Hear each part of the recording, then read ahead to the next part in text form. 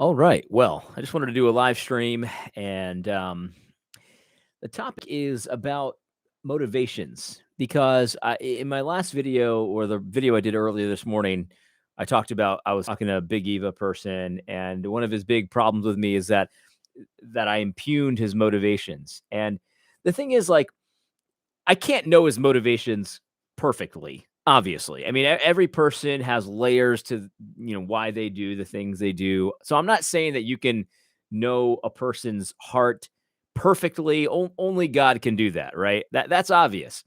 But I think that sometimes we try to. I think we make too much of this whole thing about knowing someone's motivations. Like, we can generally have a good sense as to whether someone's doing something for a certain reason or another based on what they're doing and why they're doing it and their activities and their inconsistencies and stuff like that. I don't think that's really that controversial. I mean, finding a motive in a criminal court is pretty common. I mean, you figure like someone murders somebody else, and then you find out they had an insurance policy. Well, the motivation was money. Like, you don't have to discern the heart too much to to be able to do that, right? Now, why did they need that money? Were they just greedy? Was there another reason? Were they trying to get enough money to run off with their mistress? These are things that are harder to discern a lot of the time. But I think that the bare bones motivations are a lot easier to determine sometimes than we like to make it out to be. But the other thing is that one of the things I was thinking as I was getting some of this feedback for that video earlier about the motivations thing, and people messaged me privately about that, is that it oftentimes, like, does it really matter if like a lot of these Big Eva goons, right? They're carrying water for the state. I've called them state sponsored religionists. Are they getting paid by the state, or are they just doing it because they want to do it?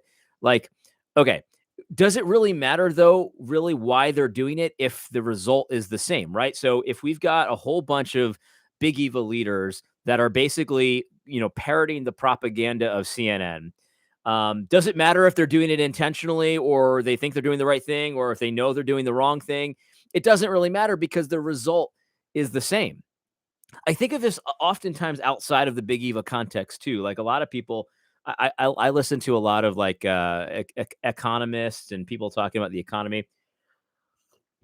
A lot of times people will be criticizing the Fed, and they'll say something like, "Well, the Federal Reserve got this one wrong." And then other people will say, "Well, no, they didn't get it wrong. They're just lying."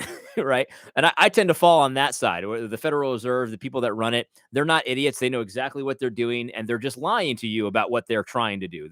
They're trying to create inflation. That's what they're attempting to do. They tell you that they're doing it, and they are trying. I think they're trying to inflate the currency into oblivion so that the debt is something that doesn't matter anymore. So, like, I think they're just lying. Other people think they're just incompetent, but what does it really matter if the result is the same, right? So why argue about it, right? But I actually do think there's a good reason to argue about it, because if you think they're incompetent and they're sometimes they get it right, sometimes they get it wrong, I think you'll actually be at a disadvantage a lot of the time, because if they're actually, because this is the thing that me and Matt Williams were talking about on my show. It's like, are they evil or are they just stupid? And, like, Doug Wilson, I think one of his things is, why not just assume that they're incompetent rather than evil? And I think you should actually assume the opposite, because if you think that the Federal Reserve is actually trying to do the right thing, I think you'll be at a disadvantage with how you allocate your investments. Um, I think that's naive. I think that's naive to think that they're trying to do the right thing when they so often do the exact opposite of what they should do. If you assume that they're evil, I think you'll actually be in a better position a lot of the time. And I think it's the same with these Big Eva people. It's like, are these Big Eva people, just getting it wrong again and again and again and again, just on accident? I think if you think that, you're going to be at a disadvantage, because you're still going to be looking at their writings and their stupid podcasts and stuff as if maybe this time they'll be telling me the truth, and you'll always be in this state of confusion. I think if someone's wrong again and again and again and again and again, at some point you got to stop listening to them. It's like the Federal Reserve, they, don't think they're trying to fight inflation. They're not. They don't care. And so if you order your life with the assumption that they're doing something that they're not doing, I think you're going to be at a disadvantage. I think likewise, if you're wasting time thinking that these Big Eva goons, maybe they're actually benevolent and but they're just wrong all the time. I think you're going to spend your time too much time trying to spit out bones when there's hardly any meat there. It's like trying to eat a little bluegill. Like, me and my kids will catch bluegill like this big all the time. You could eat them, and they taste pretty good. But the problem is that you spend all your time trying to pick through the little tiny bones to get to the like minuscule amount of meat that's there. Like, that's a waste of time. Why not go fish where there's bigger fish, where you don't have to waste all your time digging through bones to get some meat? Like, I don't know. I don't really see the point of the argument at all. Like, if what they're doing has the same result, whether they intentionally do it or not, who cares? But if you're going to believe one of these things, whether they're doing it out of evil intentions or good intentions, they're just confused. Why not set yourself up for success, right? Like I don't know, I just don't get it. Like why go read a big evil book on government for wisdom if you're going to have to spend half your time spitting out the bones? Why not go to an actually good book? You know what I mean? I don't know. I don't know. This is kind of a bit of a ramble, but I just wanted to say that on a live. I was going to do one of my little 2-minute gab videos, but I just figured, hey, this would be more fun. The other thing is, as Christians, I don't think there's any reason to just assume stupidity. I mean, yeah, people are pretty stupid. Don't get me wrong, but the stupidity eventually becomes evil in itself. Like, you can be so stupid that you're evil. You know what I mean? I don't know.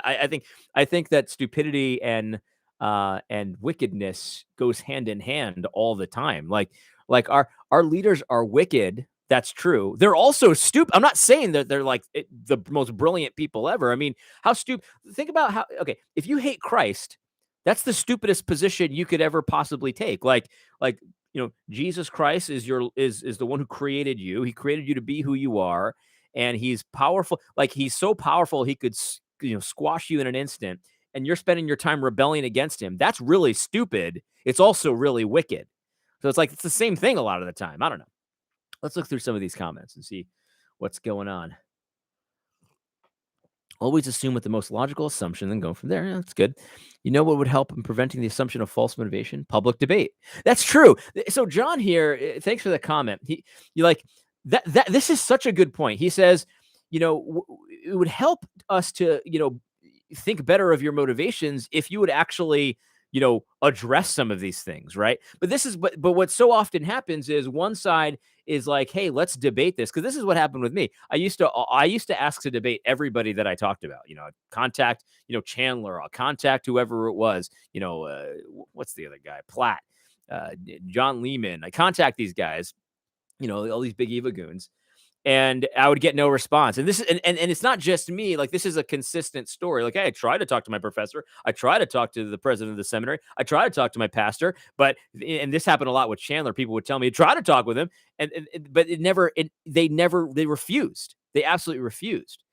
And so when you do that and you're not even willing to discuss it, and while all at the same time, you're calling half your congregation fools, like in the case of Matt Chandler, publicly, it's a lot harder to be like, oh, well, I guess his motivations are pure. Like, no, it doesn't seem like that at all. So John is 100% right. Like, you don't even have enough respect. You don't treat us like human beings. Like, we have these issues and we come to you kindly with, good tones and everything, and you just shut us down. You don't even treat us like brothers. Like when a brother comes to you with a problem, what you should do is hear them out. You don't even do us the respect to like privately confront us with our sin. Instead, you just start talking about how foolish everybody is that doesn't agree with you. It's like, it's very difficult to assume positive motivations with someone like that. It's just impossible. So good comment, John. We're not living in an age where we can get the benefit of the doubt to unbelievers. Yeah, that's true. That's true. And I think that, sometimes, again, with the way a lot of people who profess faith behave, it's very difficult to give them the benefit of the doubt as well. Wyman Taylor Bear, God bless you, brother, by the way. I do intend to get back to you at some point. He says, I tend to assume bad motivation at this point. Yeah, I mean, I don't see why not. I don't see why you wouldn't at this point. You'll recognize them by their fruit. I completely agree. We overcomplicate this. When somebody has such terrible fruit that they're like, yeah, don't go to church. Definitely don't go to church. And then they're like, yeah, but George Floyd, go to the George Floyd rally. Yeah, you got George Floyd. It's like when someone has such horrible fruit as that, I mean, why would we know exactly what's in their heart? You know what I mean? We don't know like the nuance, but we know the fundamental thing. Do the popular thing every time because it's popular to not go to church. It's also popular to go to the George Floyd rally. So whatever's popular, that's what they're saying. Anyway, so isn't a Christian requirement? Okay, camera is fire. Is it good? Is it good right now? I don't know. It's the same camera. You shall know them by their good intentions, but poor results. You shall. There's a good Bible verse. You shall know them by their good intentions, but poor results. I like that one. It's just a more complex way of saying don't be mean. I agree. I completely agree.